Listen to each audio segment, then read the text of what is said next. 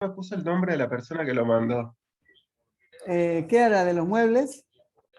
Era, exacto, de los muebles. Ah, es Vanessa Caicho. Vanessa Cage, vale. Vanessa Caicho es una mujer y creo que es Sí, la sí, única sí. mujer que va a estar en el libro. Madre mía, nos van a tildar de machistas, ¿eh? Así que Sí, busque ya, más de hecho, mujeres. sí, sí, estoy buscando más. No, ya no busque más, porque ya No, estamos, ya. Hay que casualmente hacer. había una argentina, había una argentina que había, no sé, La cordobesa. sí, ella iba a participar, pero acaba de tener un hijo Ajá. y como que está en la época de posparto. Como que no está para escribir sobre la propiedad intelectual ahora. Sí. Oye, ¿qué tal? ¿Cómo viste los textos? Bueno, a ver, los materiales, bueno, hay que releerlos en términos ya con ojos de finos, ¿no? Finos en el tema de lo que es la ortografía, de lo que es quizás alguna construcción gramatical, pero los textos están más que interesantes. Yo, como le digo, yo hice una clasificación en dos partes. En una parte puse aquellos que más o menos promueven la relación entre el Fab Lab y la artesanía, y en la otra parte puse aquellos que no es que están en contra de eso, pero lo miran con un cierto cuidado. Entonces, yo creo que hay texto para todos los gustos y están interesantes. Incluso los dos que escribió usted, que yo los incluí, también los puse y tienen mucha relación con el texto de José Luis Palacios, en fin, que creo que son más o menos los dos diseñadores, ¿verdad? Ustedes. Sí, sí, sí, Entonces están muy relacionados porque reflexionan a la vez de cuál es el rol del diseñador para el futuro, en el tema de construir futuros, ciudades, sociedades, y están relacionados. Y el tema de la propiedad intelectual entra ahí en el caso de manera más bien indirecta, pero no deja de ser interesante, que también entra en juego con el texto de Jean-Luc, que también hace una reflexión un poco similar, ya desde el punto de vista de la propiedad intelectual vista como colectivo, como identidad, ¿no? Entonces, yo creo que los textos están más que interesantes. Yo he preparado una introducción que a mí particularmente, está mal que lo diga yo, pero me gusta. no, está bien. Bueno, claro, está la estructura, todavía no empecé a escribirla, porque tengo mucho frío. Esta mañana no me dejaba pensar el frío, Walter, está a menos 25 grados. Pero esta mañana ya preparé la estructura y, y el lunes voy a estar escribiéndola porque creo que estoy un poco engripado y estoy un poco bajo para escribirla hoy al después del mediodía, pero en la semana que viene ya la tengo escrita y más o menos como yo preparé la introducción. Más o menos, bueno, entro hablando de lo que son el papel de las nuevas tecnologías en la fabricación, ¿no? De hecho, hay un impacto fuerte en el tema de que tenemos esta idea de industria 4.0, de empresas plataformas, en el que tanto el productor como el consumidor participan los dos en la creación del producto. Entonces, esto por un lado es muy positivo, porque bueno, el consumidor deja de ser solamente un consumidor para ser esos que Benito dice prosumidor, ¿no? Pero al mismo tiempo es problemático porque hay una instrumentalización de parte de la empresa del trabajo del consumidor. Es un trabajo gratuito, en definitiva, que la empresa valoriza, pone en valor, eh, pero para su beneficio, ¿no? Entonces hay dos dinámicas que se abren acá. Esta dinámica más bien empresarial, que es tomar este conocimiento colectivo para fines privados, que va ligado a la idea de propiedad intelectual.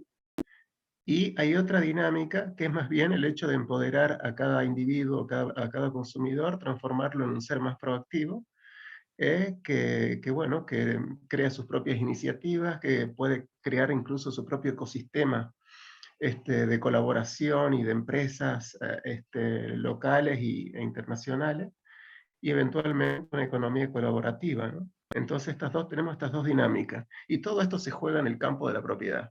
¿De qué hacemos los datos? ¿Cómo controlamos los datos? ¿Cómo lo producimos? ¿Cómo lo estocamos? ¿Y cómo lo reutilizamos?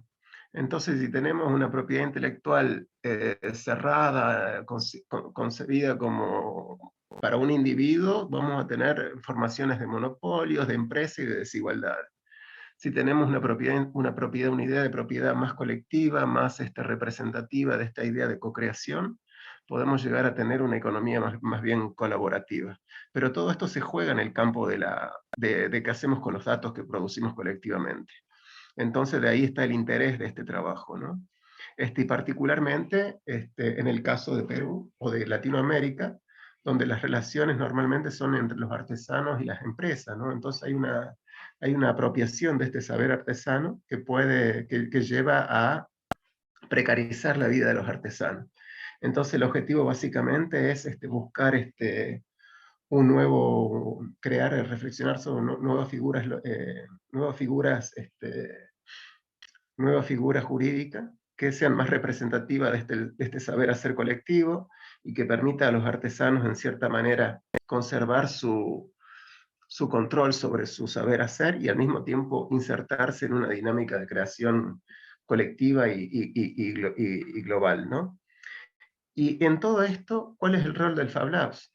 Es que el Fab Lab contribuye a generar a mejorar estas condiciones de vida del artesano o directamente o no, siendo que puede ser que se inscriba más bien en una dinámica más bien empresarial y teniendo en cuenta sobre todo el ecosistema de Fab Lab que hay en Latinoamérica, donde están muy ligados a instituciones privadas, entonces puede haber un problema ahí en el tema de formar esa economía colaborativa. No deja de ser puntos de reflexión, ahí empieza lo que es hago yo una introducción más o menos de cómo surge la idea, el concepto de Fab Labs a nivel mundial y cómo llega a Perú. Está todo eso hablado ahí, y qué pasó con la pandemia, que fue, en mi entender, una experiencia bastante positiva en términos de colaboración, y cómo a partir de ahí se puede diseñar un futuro colaborativo. Y es eso donde reflexiona el libro, con gente que ve más o menos positiva la relación Fab Lab artesano, y lo promociona, con otras personas que la ven con reserva, que advierten de las amenazas, y que ofrecen en consecuencia otras alternativas complementarias a lo que promueve el Fab Lab, que es el concepto open source, a partir de fuentes jurídicas y fuentes etnográficas también sacada de la experiencia personal. Entonces, Walter, yo creo que tenemos eh, un libro bastante bueno, con textos de diferentes calidades, ¿no? Y diferentes intereses, pero bastante digno, bastante bien.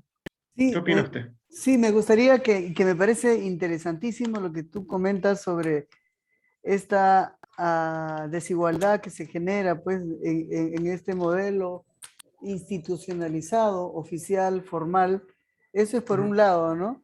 Que precises la desigualdad, porque yo creo que eso va a ser medular al momento de que el lector eh, eh, entienda o comprenda el libro. Hay otro punto que también es interesante que lo comentaste, o lo entendí mal, no sé, era sobre lo que puede aportar el rol del Fab Lab, cómo puede aportar, pero también creo que tú, entre líneas, deslizas la idea de que el mundo de la artesanía también puede aportar, ¿no? O sea, yo creo que uh, eso también es interesante, ¿no? O sea, ¿cómo podemos aprender? Bueno, yo lo entendí así, no sé, tú me corriges en todo caso, esta reflexión ayudaría mucho, ¿no? Para que, como en algún momento se comentó, que no se vea que nosotros estamos pues yendo a un proceso de reeducación a los artesanos. Yo creo que puede ser desde esta mirada en el que qué podemos aprender de los artesanos, ¿no? O sea, yo creo que ellos tienen mucho que aportarnos, sus dinámicas de colaboración, su dinámica de generar conocimiento, no sé si ellos lo entienden como colaborativo, pero en comunidad. Yo creo que el concepto de comunidad, el concepto de tribu, está implícito en las artesanías, y lo que para ellos es natural, es inherente, es obvio, ¿no? A nosotros, las universidades o los académicos, nos está costando, ¿no? Porque hemos crecido en un ambiente en el que esto es mío, yo lo firmo, yo soy dueño, y que, y que hay muchas veces me ha pasado a mí, no te puedo decir mi idea porque me lo puedes copiar, ¿no? O sea, Ujú. ese es un mundo, ¿no? En el que académico, ¿no? Porque obviamente uno de repente postula pues a proyectos de financiamiento de investigación y obviamente una vez que obtienes el financiamiento, tú lo cacaraqueas, lo lanzas al aire por todas las redes para que todos lo conozcan, ¿no? Ujú. Pero antes de eso no, ¿no? Entonces, no sé, y es interesante también lo que hablas tú de la figura jurídica, ¿no? Yo creo que hay que plantear Ujú. una propuesta en la que se mantenga un equilibrio entre estos intereses comunes, comunitarios, y los intereses, ¿no? De la persona que con total eh, eh, interés o Autonomía, sí, autonomía o legalmente le corresponda, ¿no? No sé, ¿cómo lo ves tú? totalmente, totalmente. Sí, de lo que se trata es de un justo equilibrio, ¿no? No estamos promocionando tampoco esta idea de que todo es de todos, ¿no? Porque en definitiva hay un problema ahí a nivel de, el cuestión medio importante, ¿no? Por toda la contribución de cada quien que sea reconocida. El tema es, el tema está, por supuesto, en ver cómo el reto está en cómo se democratiza el conocimiento, ¿no? Ese es el problema que puede haber en este concepto de redes a veces, ¿no? Que se forman, se fragmenta la red entre personas que básicamente tienen unas competencias comparables. Entonces encontramos una red bastante que se va armando una línea de una brecha de desigualdad, ¿no? Entre, digamos, los talentosos o los que tienen intereses comunes y otras personas que básicamente no pueden tener el conocimiento y tampoco tienen acceso a ello, que no es necesariamente culpa de esas personas. Entonces, encontrar ese equilibrio. Acá el tema es bastante complejo e interesante al mismo tiempo, ¿no? En el sentido de que sabemos que el concepto de propiedad intelectual hay que reflexionarlo, hay que modificarlo. Esto primeramente no refleja la creación. Las creaciones normalmente son colectivas, puede haber una persona puede haber puesto una mejora a tal proceso creativo, y está bien que se sepa que tal persona puso esa mejora, pero de la creación en sí tiene un sentido más largo. Ese es el primer problema que tiene la propiedad intelectual. El segundo problema que tiene es que al mismo tiempo limita la innovación, porque si yo tengo una idea y no la comparto, o le pongo trabas, no la digo completa, etcétera, usted no tiene todos los elementos para mejorarla. Entonces estamos en una relación más bien en términos comerciales. Yo mi idea se la comparto, pero se la vendo. Y no todas las personas tienen para pagármela. Entonces ahí empieza a haber un problema de bloqueo a la innovación. Y por eso en Estados Unidos se está reflexionando dejar todas las propiedades libres, siempre y cuando la idea se utilice para fines no comerciales. ¿Ok? Por ejemplo, este, mientras yo use el conocimiento general para fines no comerciales, lo puedo utilizar. Y ese conocimiento que no comercial quiere decir que tiene un impacto para el bienestar social. ¿Okay? Y yo no comercializo con ello, y al mismo tiempo estamos generando un bienestar social, estamos generando un bien común del cual toda la sociedad se puede servir. Acá el tema está inicialmente en un cambio de perspectiva de lo que hablábamos siempre. Usted rescata mucho la noción de riqueza, ¿no? Si una persona innova por innovar, por fines más bien comerciales, empresariales, es todo digno, está muy bien, pero es un momento que la colaboración siempre es muy ambigua la idea de colaboración. ¿entendés? Entonces, no es sentido más altruista la palabra, pero son muchas cosas a reflexionar de vuelta. En definitiva, la idea del libro, hay ideas interesantes del punto de vista del diseñador. ¿Cuál es el rol del diseñador en el futuro, en la sociedad? Es que el diseñador es un aspirante a empresario, el diseñador tiene más bien la idea de diseñar futuros inclusivos, y también, como usted decía la vez pasada, el diseñador no es esa figura o ese campo del saber depende, ¿no? El talento también está en generar comunidad de conocimiento, ¿no? En generar redes de conocimiento para que el conocimiento sea más rico y sea más representativo de la diversidad que puede existir en una ciudad, o en una sociedad. Por ejemplo, en Perú. En Perú habrá, hoy por hoy, monumentos públicos que existen después de la independencia del Perú, pero que hoy ya no es representativo quizá de la diversidad que existe en la ciudad. No todo, un ejemplo, ¿no? En Perú y en cualquier lado. Pero hablo de Lima porque estoy hablando con usted.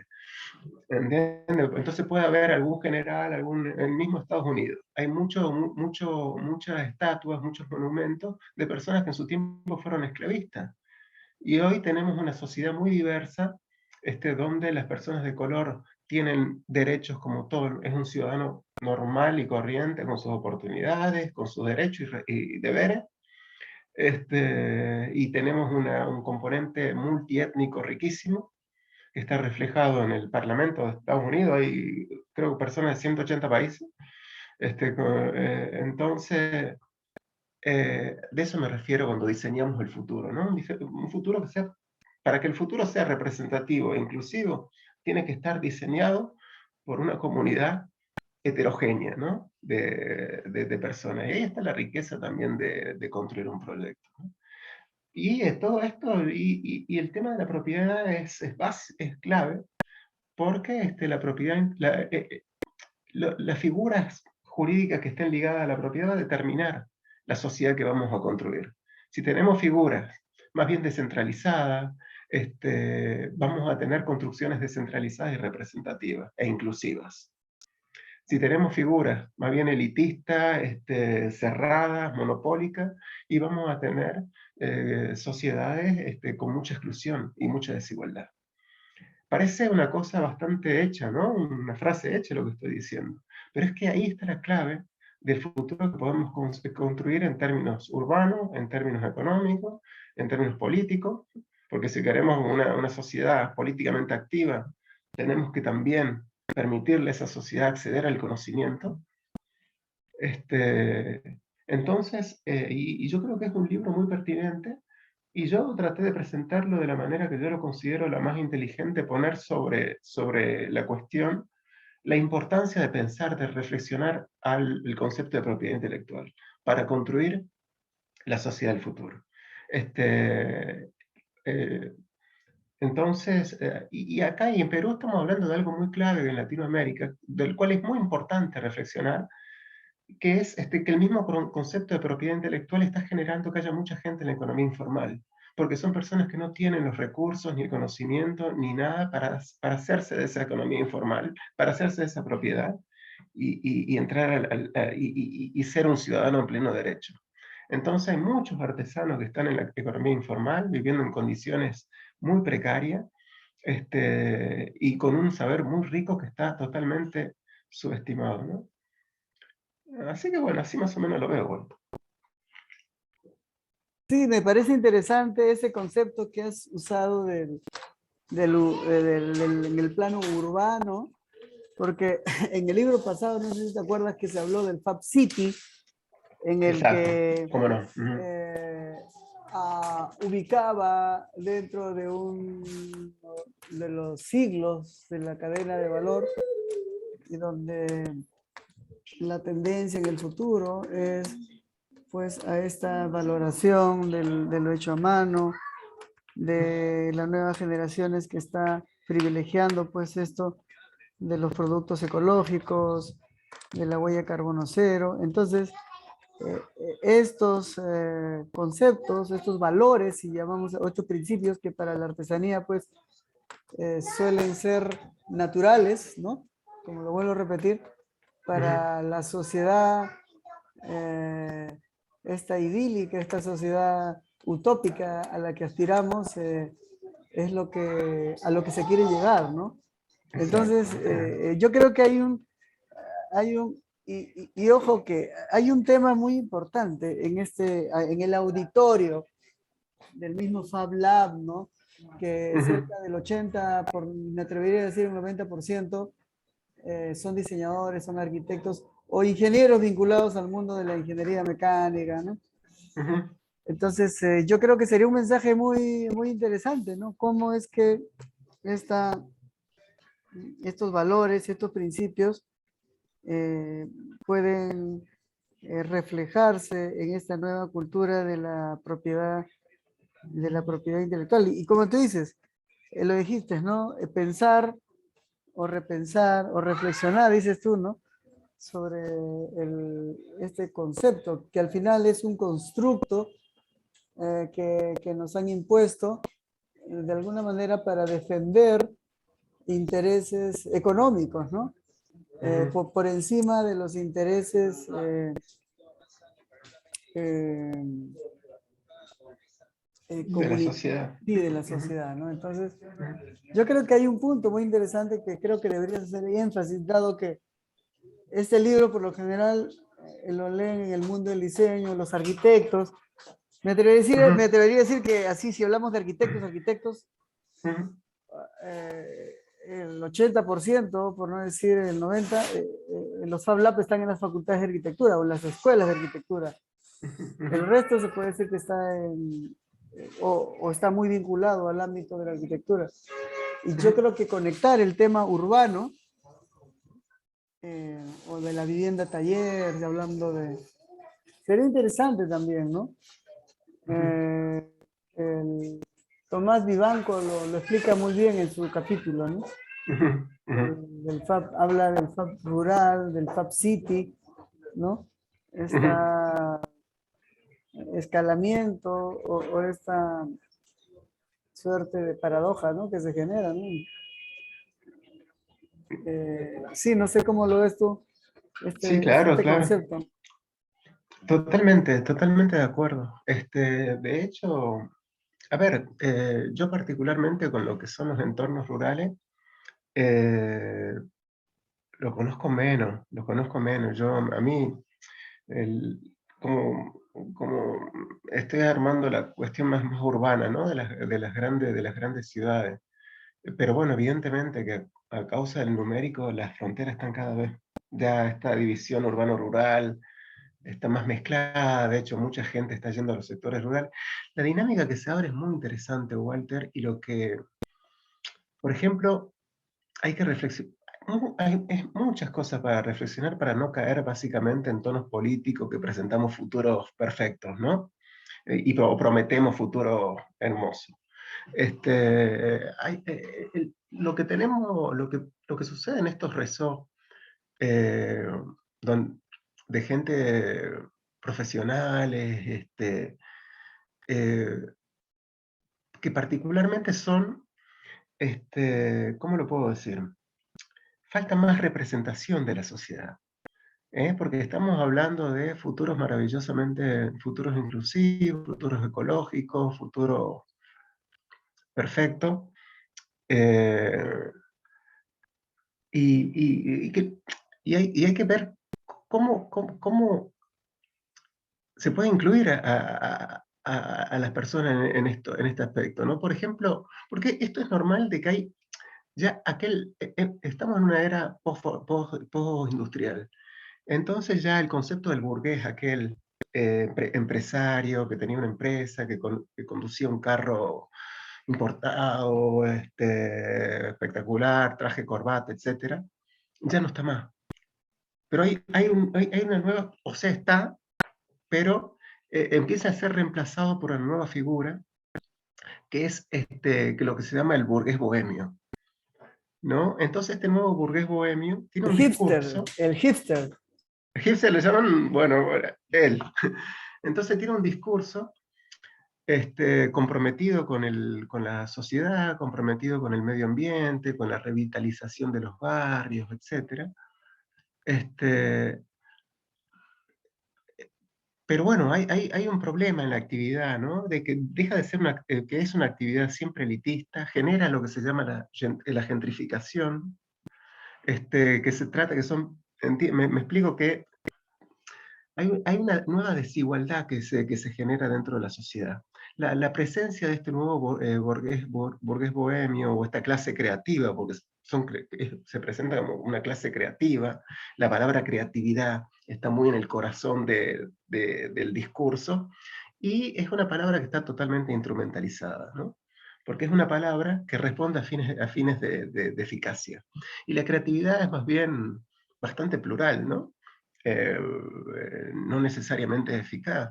El que le gusta estar fumándose un cigarrillo en la plaza y escribiendo un poema también puede ser tan creativo como el que te construye el edificio inteligente, capaz de producir energía el mismo, ¿no? O sea, a lo que voy, que hay una instrumentalización de la palabra creatividad que es peligrosa porque considera que todos estamos llamados a ser creativos, pero el concepto de creatividad está definido por esa clase creativa. Entonces, en esta idea del que todos estamos llamados a ser creativos, empieza a haber una justificación de la desigualdad. ¿Me explico? Entonces pasa a ver que la persona de que no es proactiva o no se convierte en un prosumidor, etcétera, es casi responsabilidad de la persona ella misma. Y no de una estructura institucional que está hecha para reproducir las desigualdades. ¿Me explico? Entonces, es importante ser crítico y autocrítico con todo eso, ¿no? Porque uno también está dentro de un entorno bastante privilegiado, yo no me considero. Entonces, es importante ser autocrítico para generar realmente movimientos inclusivos y no básicamente una reproducción de la desigualdad totalmente legitimada en un discurso basado en la creatividad o en el compromiso ambiental, social, urbanístico y demás, ¿no? Pero bueno, la reflexión es linda tenerla, es rica tenerla, es siempre interesante, y a mí me encanta. Particularmente es una reflexión que me gusta mucho el ser crítico para generar estos movimientos inclusivos. La inclusión es básicamente lo que va a generar la economía colaborativa de la que yo estoy hablando. Si no hay inclusión, puede haber un discurso de colaboración, pero la colaboración siempre es muy ambigua. ¿Me explico? Tenemos una colaboración entre dos Fab Labs que están ligados a instituciones privadas, pues podemos colaborar en elementos muy particulares como el tema del coronavirus, pero el resto del tiempo estamos tratando de diferenciarnos el uno con el otro para atraer más clientes, para atraer más estudiantes, para tener más relaciones internacionales con otras instituciones, que es totalmente legítimo, está muy bien, yo no lo estoy criticando ni nada, pero hay que poner en la lupa esos discursos ambivalentes, ¿no? Ese comportamiento un poco ambivalente para enriquecerlo, para volverlo más inclusivo, orientarlo, ¿no? Hacia la inclusividad. ¿Qué opina usted? Sí, sí, sí, yo creo que la palabra clave en esta, como acabo de decir, es la inclusividad, ¿no? Esta que comentas, la desigualdad que está legitimada, ¿no? Por esta estructura o el modelo de sociedad, ¿no? En el que si tienes éxito es porque tienes dinero, si tienes Bueno, éxito exacto, claro. es porque tienes el gran carro, y creo que de alguna manera tú lo haces una caricatura, ¿no? Así al más puro estilo de Mafalda, cuando dices el que está en el parque fumando, puede ser tan creativo como el que hace el super edificio Yo- inteligente, ¿no? O sea, yo creo que esa es una caricatura tipo Mafalda, ¿no? Que si lo dibujaras con esas dos, ¿no? O sea, podrías retratar, ¿no? Todo el mensaje, ¿no? Así potente, ¿no? No sé, Ya. ¿cómo lo ves? Sí, claro. No, bueno, reflexionar sobre todas esas dinámicas está súper interesante incluso, pero yo creo y estoy convencido de que la propuesta de lo que es el Fab Labs, yo lo escribí, de hecho, yo lo encuentro muy positiva. Lo encuentro positiva pero no es, tiene que estar mejorada, tiene que estar siempre criticada, porque la crítica enriquece, la crítica constructiva, ¿verdad? La que se hace con respeto, la que se hace con buena intención. Este, entonces, pero yo creo que es un concepto potente, capaz de transformar una sociedad, y si el artesano logra inscribirse en esa dinámica está genial, y como usted dice, ¿no? El artesano tiene mucho que aportar para enriquecer esa dinámica. Tiene mucho que aportar, tiene una cultura de trabajo bastante simple, una forma de ser bastante simple, no es una persona en términos genéricos, ¿no? El ego que pueda tener ya el creador moderno, quizás el artesano lo tiene menos, entonces ya empieza a haber ahí una subjetividad modelo de parte del artesano que puede estar en el corazón de la reflexión de lo que es el Fab Labs, ¿no? En el mundo de Fab Labs, en el mundo global, el mundo de la creatividad, etcétera, hay mucho ego. Y el artesano, que tiene mucho que aportar, como su creación es más colectiva, como su creación es más a escala pequeña, es un ser más humilde, ¿no? Y yo creo que esa subjetividad es interesante reflexionarla para introducirla en la red de Fab Labs, ¿no? Claro, no busca el reconocimiento que de alguna manera el Fab Lab Eh, está luchando, ¿no? Por, ah, bueno, yo me incluyo en eso, ¿no? por En supuesto, y yo ese, también, pero es en que, claro. ese grupo, porque de alguna manera es como un grito, o no sé si puede ser algo, un performance provocador, ¿no? De tal manera Ah, para mover el sistema de valores que tiene en el mismo Fab Lab, ¿no? O sea, viene, como dices tú, gente de todos lados del Fab Lab, pero al ver estos movimientos, ¿no? En el caso de la artesanía digital, que en el fondo no es que exista un líder, ¿no? Que esté llevando adelante el tema del Fab Craft, porque cada uno tiene su propia ruta, hoja de ruta, ¿no? ujú, Y en el camino nos encontramos con Jean-Luc, ¿no? ujú. No sé, con Trinidad, contigo, Trini. ¿no? Y que de alguna manera se concilian intereses que de otro modo no se podrían haber juntado en torno a una excusa, a un tema, ¿no? Que termina Ujú, siendo anecdótico, ¿no? ujú, ujú. Porque eso, no sé. Sí, totalmente, totalmente. Entonces, pues nada, yo creo que el libro está muy logrado, Walter. El libro está muy logrado, hay lindos capítulos. A mí particularmente todos los capítulos, bueno, he leído también los resúmenes, ¿no? Que no sé cómo quedará ya el capítulo final, pero he leído los resúmenes. A mí particularmente, todos los textos están muy buenos. A mí particularmente yo tengo una debilidad por el texto de Emilio Baylis. Es un muchacho que ya lo he leído en otros artículos que él ha escrito y me encanta cómo escribe, me encanta cómo presenta las ideas y cuál es su pensamiento. Este, pero todos los textos están muy Ahí buenos, es ¿no? muy técnico, ¿no? Creo que es el más técnico de todos, ¿no? Emily Pero Bellis. sí, pero al mismo tiempo tiene reflexiones interesantes porque él reflexiona mucho sobre la artesanía en el periodo de la Guerra Civil de El Salvador. Entonces él a partir de ahí saca conclusiones y reflexiones interesantes para lo que puede ser el futuro de la red de Fab Lab a nivel incluso global, porque a partir de reflexionando sobre esa artesanía en contexto de guerra civil, él aporta una visión histórica alternativa de lo que es la historia misma de la red Fab Lab que nace en el MIT, etcétera, ¿no? Totalmente vinculada a la tecnología, vinculada a, a, lo que es la sociedad inteligente, etcétera, ¿no? Entonces, pero todos los textos están buenos, todos, insisto, todos. Los textos más bien, incluso el diseño, el de José Luis Palacio, que he leído su resumen, me parece muy bueno.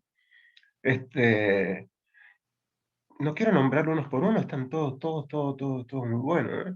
A mí particularmente los que escribió usted, como le dije, lo incluí en esa línea de pensar en lo que es el diseñador. El de Benito está bueno, el de Max, por supuesto, todo. Entonces, el libro yo pensé que va a...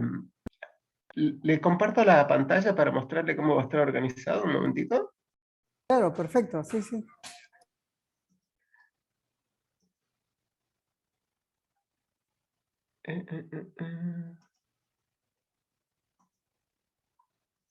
Pues nada, a ver, básicamente está un poquito hacia... El texto va a empezar con el texto de Oscar Ocampo, el libro, ¿no? El libro empieza con el texto de Oscar Ocampo, que Oscar Ocampo, bueno, él habla mucho sobre la cuestión de la...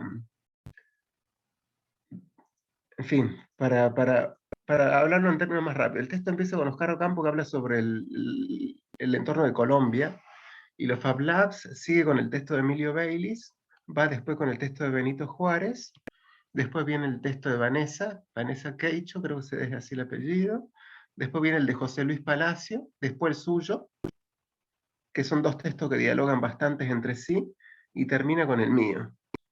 El segundo grupo, este primer grupo es que más bien promociona la relación Fab Labs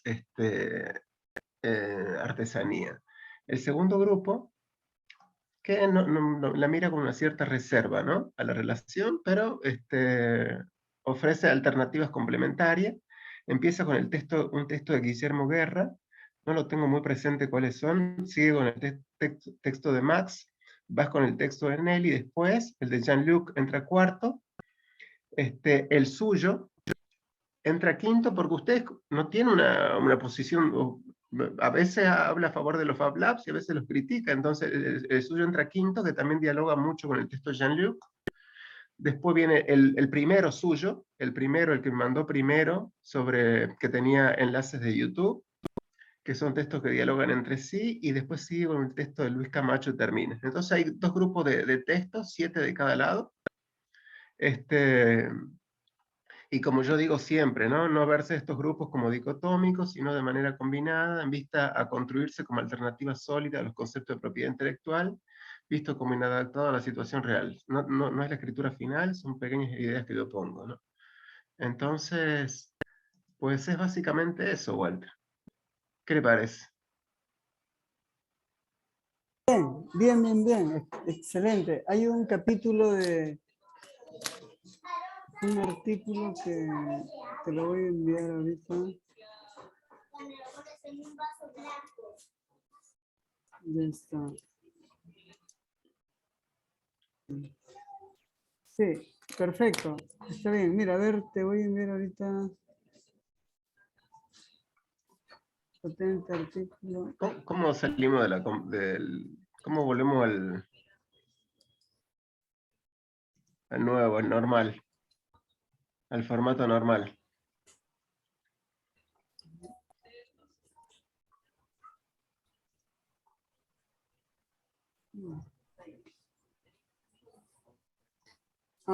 Disculpa, ¿cómo salir de la pantalla? No, para volver al normal. Sí, no sé. Entonces, ¿usted se comunicó con Max últimamente, Walter? No.